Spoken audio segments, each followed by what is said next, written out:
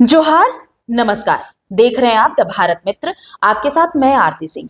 मैं कुछ कहूं इससे पहले आपको 3 तस्वीरें एक साथ आपके स्क्रीन पर दिखाती हूं।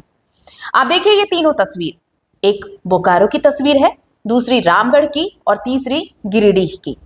चूंकि ये लेटेस्ट तस्वीरें हैं इसलिए मैंने आपको 3 तस्वीरें दिखाई। इससे पहले की भी कई तस्वीरें हैं जो आपके जहन में होंगी। ये 3 तस्वीरें बयां कर रही हैं कि अफवाह में कभी भी कैसी बड़ी वारदात हो सकती है। दरअसल ये तस्वीरें हैं उस वक्त की जब बच्चा चोरी की अफवाह में लोग पकड़े गए। बच्चा चोरी की अफवाह फैली, लोगों ने संदिग्ध को पकड़ा और फिर जमकर धुनाई कर दी। गनीमत रही कि वक्त पर पुलिस पहुंची और फिर सभी को अपने साथ ले गई।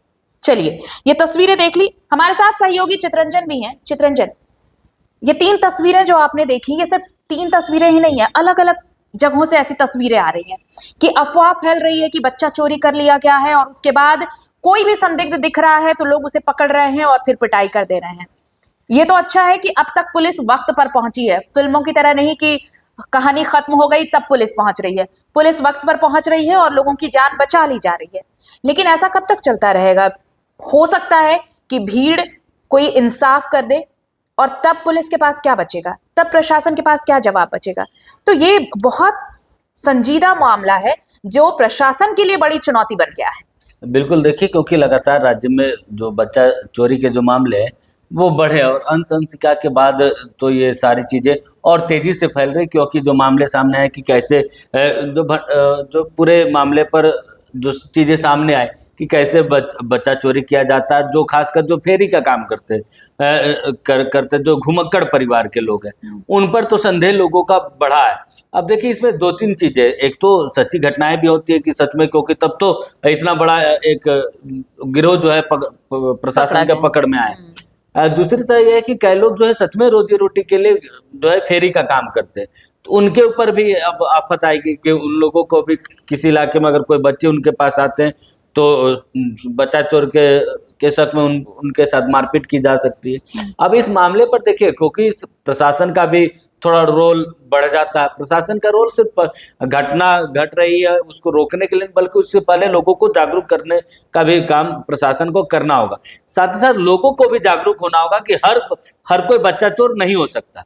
लेकिन इसमें सबसे देखिए, इसमें 2 चीजें, एक तो सच में बच्चा चोर वाले भी बच सकते हैं। दूसरी बात कि जो बच्चा चोर नहीं है, जो सीधे साधे लोग हैं, वो भी इसके रंजिश में फंस सकते हैं।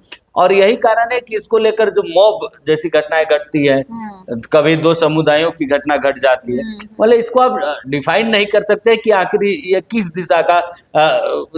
दिशा में जा सकता है। तो यही कारण है कि देखिए बच्चा चोरी एक बहुत बड़ा मामला सामने आया है अंशिका के बाद, क्योंकि एक बड़ा गिरोह जो है प्रशासन ने पकड़ा कि कितने बच्चे, और जब आप इसका डाटा निकालेंगे तो इन छोटे राज्य हैं उन राज्यों को वो टारगेट तो किया जाता है। हाँ। अब इसमें नेशनल गिरोह है, इंटरनेशनल गिरोह है, इसके पीछे की वजह क्या है, क्या ऑर्गन्स, सिर्फ मानव तस्करी ही नहीं है, ऑर्गन्स का बॉडी ऑर्गन्स का तो काम नहीं किया जा रहा है। कि जो चीजें सामने आती है कि कुछ समय वक्त पहले राजधानी रांची में ही जो बच्चा चोर मामले पे कि जो है बच्चे से भीख मंगवाने की खबर आप देखेंगे, हर चौक चौराहे पर आपको बच्चे जो है अनुमान दिखते हैं। पहले राजधानी रांची या झारखंड में इस तरीके की तस्वीरें नहीं दिखती थी, या फिर दिल्ली मेट्रो सिटी जब आप जाते हैं तो वहां आपको अनुमान इस तरीके की तस्वीर दिखेगी।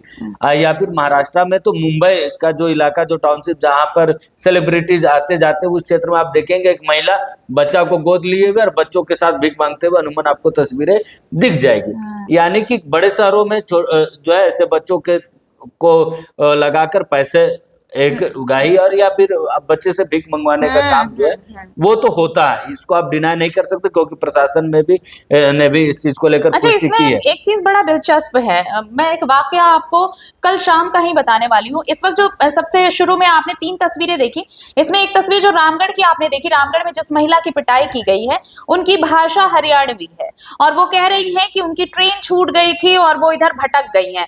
चूंकि वो कह रही हैं कि मांग चांग कर ही वो गुजारा करती हैं, इसलिए वो मांगने के लिए ही किसी घर में घुसी थी, तो लोगों ने उन्हें संदिग्ध समझ लिया और पकड़ लिया। चलिए एक जगह का किस्सा तो ये मान सकते हैं, लेकिन कल शाम हमारे ही एक सहयोगी हमारे दफ्तर से निकलते हैं और उन्हें एक महिला मिलती है जो हरियाणवी टोन में, हरियाणवी भाषा में बात कर रही थी। और वो कहती हैं कि वो गरीब हैं, लाचार हैं, उनके हाथ में भी ऐसा एक झोला होता है, थैला होता है, और वो उसे लेकर, और वो बिल्कुल ऐसे ही लग रहा था कि जिस तरीके से जो हमने रामगढ़ की तस्वीर दिखाई वैसे ही। तो ये पता लगाना बहुत जरूरी है कि क्या वाकई एक बड़ा गैंग सक्रिय है, एक्टिव है, क्योंकि अंश और अंशिका के मामले से पहले ऐसा लगता नहीं था कि ऐसा भी कुछ हो सकता है, लेकिन उसके बाद जितने बड़े गिरोह का खुलासा किया गया उसने ये साबित किया कि कितना बड़ा नेक्सस काम कर रहा है। इसमें और लोग डरे हुए हैं। सबसे बड़ी बात है, देखिए ये जो घटनाएं हो रही हैं वो इसलिए नहीं हो रही है कि किसी को भी पकड़ दो और पीट दो, ये इसलिए हो रही है कि लोग डर गए हैं कि कहीं उनका बच्चा ना गायब हो जाए अगले दिन, कहीं उनके बच्चे को कोई ना ले जाए अगले दिन। ये डर है, ये खौफ है, और यही खौफ और डर जो है ना, ऐसे लोग इनके निशाने पर आ रहे हैं। तो चुनौती सिर्फ उन परिवार वालों के लिए नहीं है जिनके बच्चे घर के बाहर खेल रहे हैं, जिनके बच्चे स्कूल से वापस लौट रहे हैं, स्कूल जा रहे हैं। चुनौती पुलिस और प्रशासन के लिए भी है।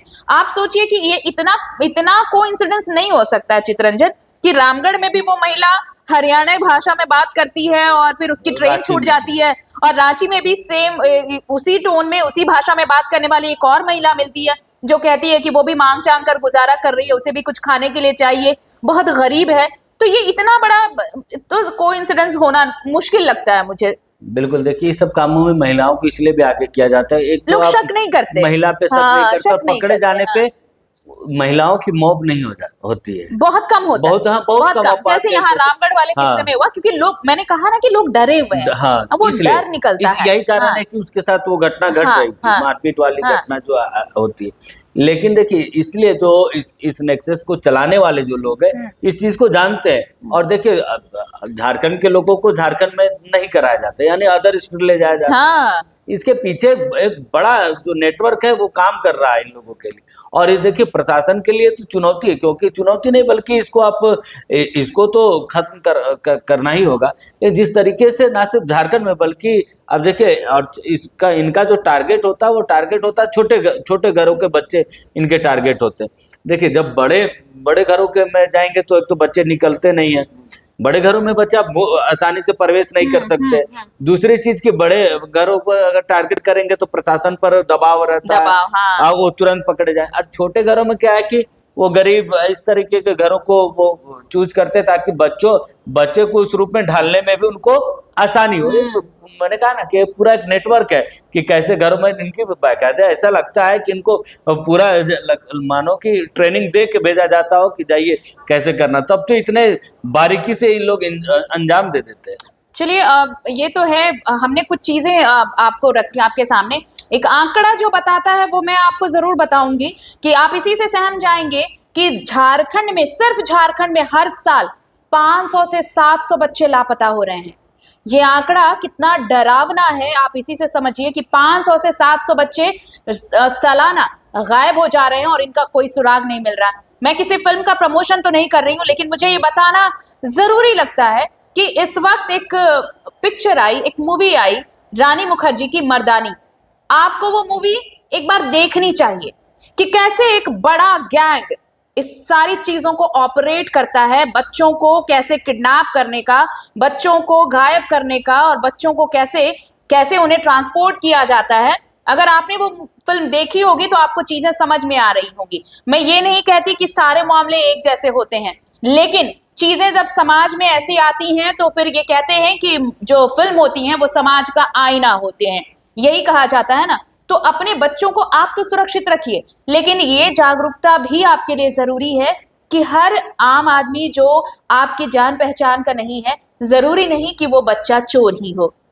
तो अगर कुछ संदिग्ध नजर आता है, कोई संदिग्ध नजर आता है, तो बजाय कानून अपने हाथ में लेने के ज्यादा जरूरी है कि आप स्थानीय पुलिस को सूचना दें, प्रशासन को सूचना दें, और तब उस पर कार्रवाई हो तो ज्यादा बेहतर है। और ये तो प्रशासन के लिए चुनौती है ही चित्ररंजन कि कैसे ये कैंपेन चलाया जाए। एक अवेयरनेस कैंपेन तो बहुत जरूरी है, क्योंकि अगर कोई निर्दोष अगर भीड़ के हत्थे चढ़ा तो फिर बड़ी दिक्कत होगी, बड़ा खामियाजा भुगतना पड़ेगा इस समाज को भी। तो आप सतर्क रहिए अपने बच्चों को लेकर, और प्रशासन अपनी कार्रवाई तो कर ही रहा है।